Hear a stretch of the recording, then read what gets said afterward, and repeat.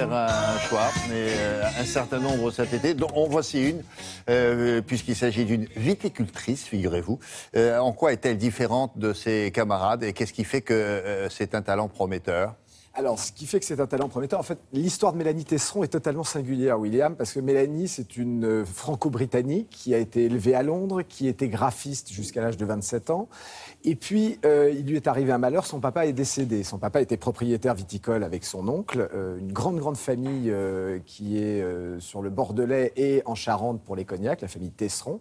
Et Mélanie, elle avait jamais vraiment eu quelque feeling que ce soit avec la question de la vigne. Et à 26 ans, elle s'est retrouvée la seule héritière de son père en âge de pouvoir reprendre les affaires. Et par contre-coup, elle a été face à un dilemme, elle a arrêté sa vie. Et elle est partie, elle a quitté Londres, elle est partie vivre dans le Bordelais, elle a commencé des études d'œnologie.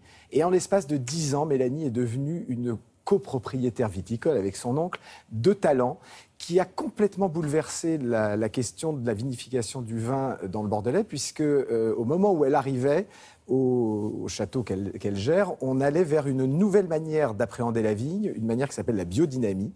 Et plutôt qu'un grand discours, je vais vous emmener dans le Bordelais, à Pauillac. Pour voir ce que c'est d'abord que la biodynamie. Pour voir ce qu'est la biodynamie et découvrir comment... Et faire la connaissance. Voilà, et découvrir comment, en 10 ans, Mélanie est devenue une grande propriétaire viticole.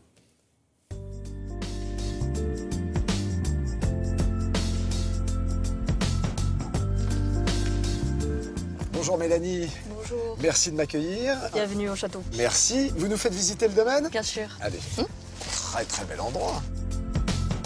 Le style de notre propriété, c'est surtout de respecter la nature et de chercher la qualité dans le vin. Pour nous, ça fait 10 ans maintenant qu'on est dans la viticulture biodynamique. Nous sommes certifiés à 100% et nous cherchons l'équilibre. Donc, c'est-à-dire que dans le vignoble, nous cherchons à donner l'équilibre à la vigne et comme ça, dans le vin, nous trouvons aussi l'équilibre.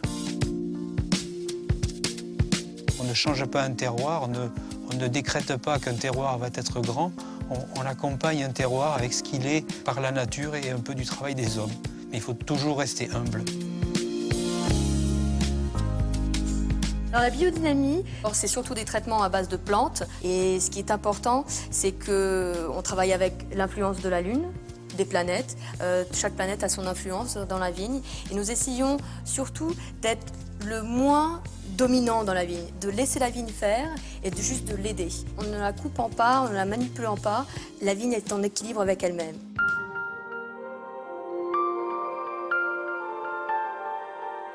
Je pense que Mélanie, elle apporte de la rigueur et de l'enthousiasme.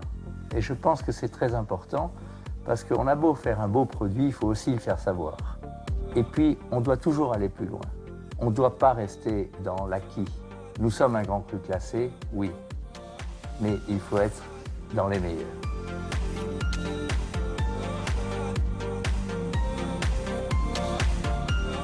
À Pauillac, nous avons un terroir qui est principalement graveleux, très drainant. Et c'est ici que la vigne, elle va chercher en profondeur la nutrition.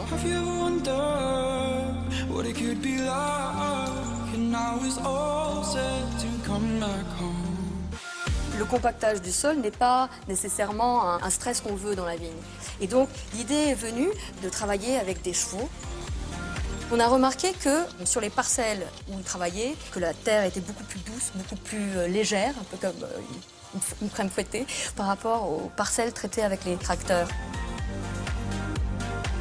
C'est pas que le jus du raisin qui est important à avoir concentré, ni que la couleur vient facilement dans la main quand vous prenez la peau et que vous la poussez. Ce qui est important pour nous, c'est la maturité. C'est surtout les pépins, il faut que ça soit vraiment craquant, comme des noix. Voilà. Et c'est à ce moment-là que vous savez que c'est mûr. Et là, il faut vendanger. La vraie différence avant la méthode biodynamique et la méthode après, pour moi, c'est la profondeur. On a toujours fait des vins délicieux avec beaucoup de structure, mais aujourd'hui, on a pu affiner ces tanins, on a eu beaucoup plus de complexité, de rondeur dans ces tanins. Et là, depuis 2010, on commence à vraiment avoir quelque chose qui est vitalisant au niveau du palais. Ça a beaucoup changé les choses, la biodynamie, pour ce vin-là, ce château-là. Alors, ça a changé énormément de choses, puisque le millésime 2010 a reçu, de la part d'une énorme critique internationale, Robert Parker, la note de 100 sur 100. Et alors 20 sur 20 pour la Revue des vins de France, 19 sur 20 pour Goemilio, depuis le millésime 2000. Donc, ce qui était une folie à l'origine, c'est imposé comme étant une recette assez miracle et qui permet aujourd'hui à ce château de s'être hissé dans les 5 plus grands crus du Médoc et du Bordelais. Et je vous invite, en septembre, il va y avoir les vendanges qui vont arriver. Vous avez toutes les infos sur le site de Télématin pour pouvoir aller faire les vendanges dans cet endroit d'exception. avec modération, comme ils disent à la Bien télé. évidemment. Merci beaucoup, David.